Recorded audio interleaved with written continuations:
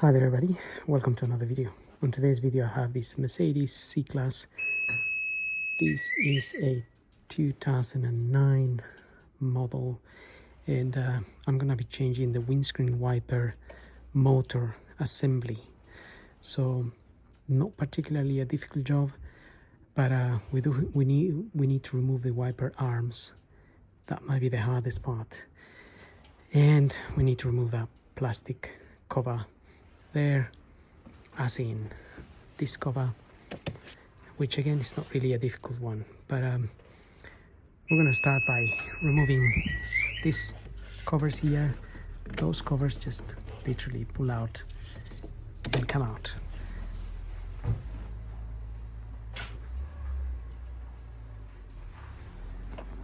Then we have these little covers here as well. They're really easy to just pull them up a little bit and they pop out as well. Next, with a 16mm socket, we want to open those nuts there and there. Now mine might be a little bit easier to remove, and the reason for that is because I already removed it the other day to check the part number to order the motor. The motor comes together with the assembly. I think you can get the motor on its own and change it, but I haven't really explored that part. And I'm not really getting a new one. I'm actually getting a second-hand one from eBay. Now these arms, they need to pop out from here.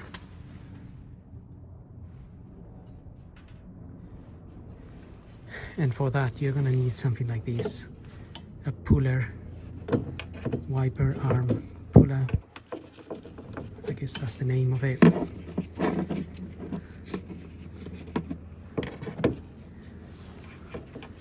So that kind of goes in there.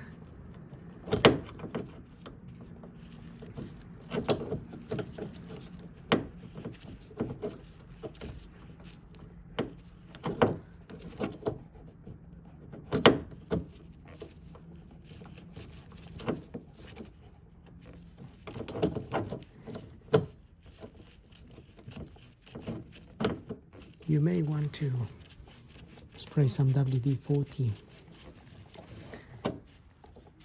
or some kind of lubricant in there, in that part, because it gets really corroded. So if you spray some WD-40 and let it soak, that may help remove that a little bit. Same on these ones. And we want to press this thing. And like I said, I already done this the other day and it was really hard to do actually. In fact, I didn't just use this, I had to use a pair of pliers in order to do this.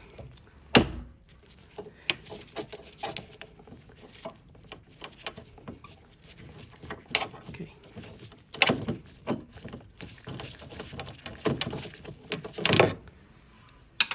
So the reason that came out just like that is because, as I said, I've already removed this the other day, and it's already been out, so that's why it's easier. But in actual fact, as you saw me turning this, I couldn't really turn it with my hand. I had to use a pair of pliers and turn that until that popped out. So same procedure with those two, and I'm going to do that now. That's done. So I can remove that arm, and the next step, you're gonna find 4 of these. These are going to be plugged in here, and those little pins are going to be pushed in. And you may notice that there is a little Phillips head on this, but it doesn't work. It just gets round. So what you want to do instead is get one of these, put it under there and pull that pin up, and then once you pull it up, this will come out like this.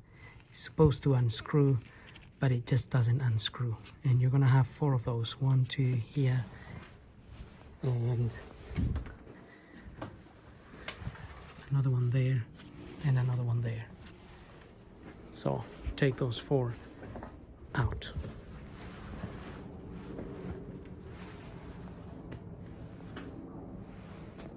So you may notice this cover is going to be fairly loose. However, we need to unplug it from this edge. So I recommend coming on the corner here. If you lift this rubber up a little bit, you can just about get your, all you want to do really is lift it up a little bit from here.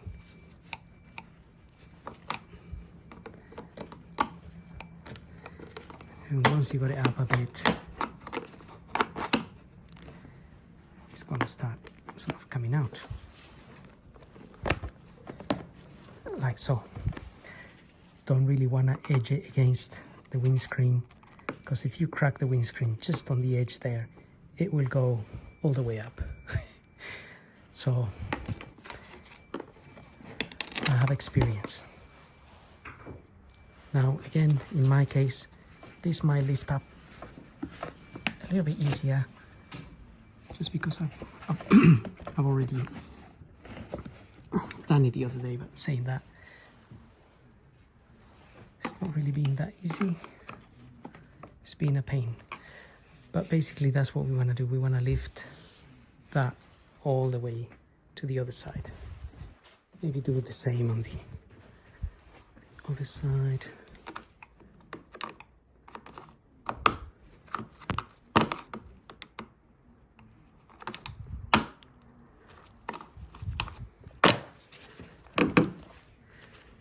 Just lift it up there.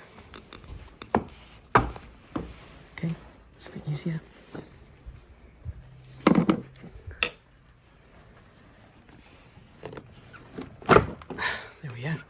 Came out, and then you'll be able to lift this cover out a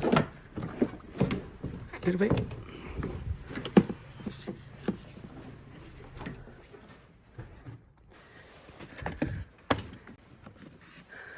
Okay,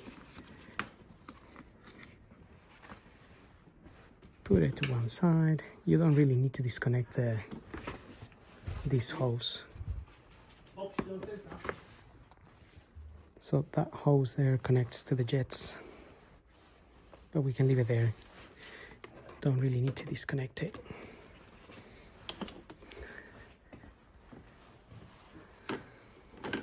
Next, we're going to undo this 13mm here and the 13mm over there, the one that looks corroded, and this one here. So next, with an E12, so that type of key, like a reverse Torx, undo that.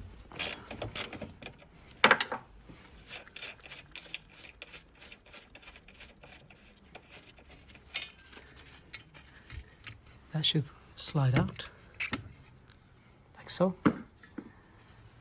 Just gonna put that back in there, and then take this bolt out with a washer. Just try not to drop that washer. If you drop the washer, then you spend another 5 hours trying to get it back. Remove the corroded nut and the other nut here.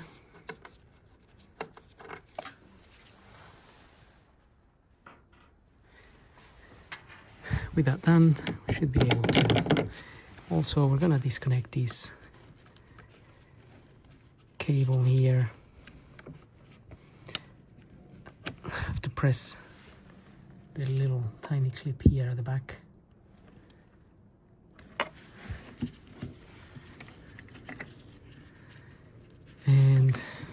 should be pretty much. Have to also take the cable out from there.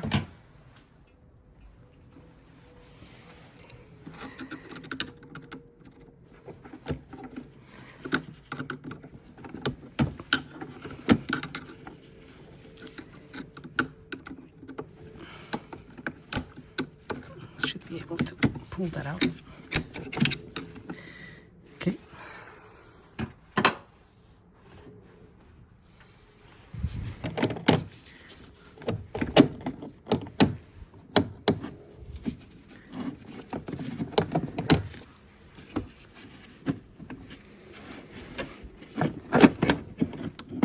Okay, here's the whole assembly.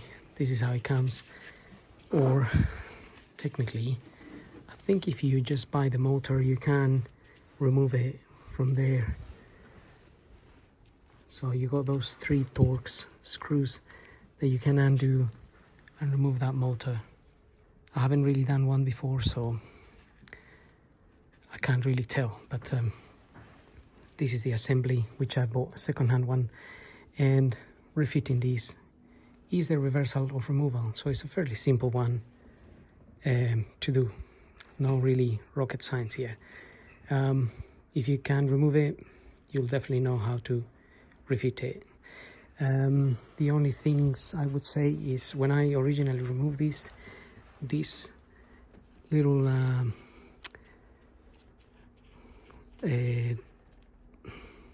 bit of what's it called, sponge. This bit of sponge here came loose and it was hanging all the way up to here, so I glue it back together. But as you can see, there's a little missing part here, and that missing part is this bit here, which it's kind of stuck to the assembly. Supposed to be here really, but like something like that bit sitting under there. But you can see obviously it's been there a million years, so that would happen naturally.